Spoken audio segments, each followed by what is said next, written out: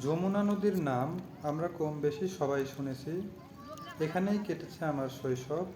ছোটবেলায় এই নদীতেই অনেক মাছ ধরেছি, কিন্তু ব্যস্ত শহরে যাওয়ায় শৈশবের স্মৃতিগুলি অনেক মিস করেছি।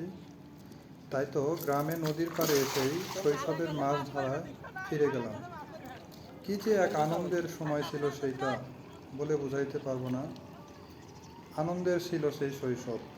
তাই এখন জাল দিয়ে মাছ ধরে এক দারুণ অনুভূতি প্রকাশ করছি। যেখানেই দেখি শৈশবের স্মৃতিগুলো আঁকড়ে ধরার চেষ্টা করি।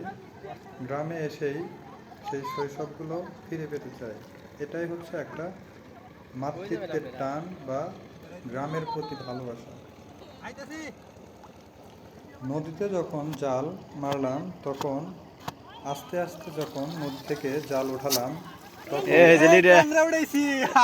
একটা মাছ আমার জালে আটকেছে।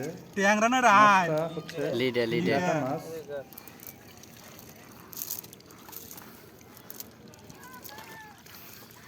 নাই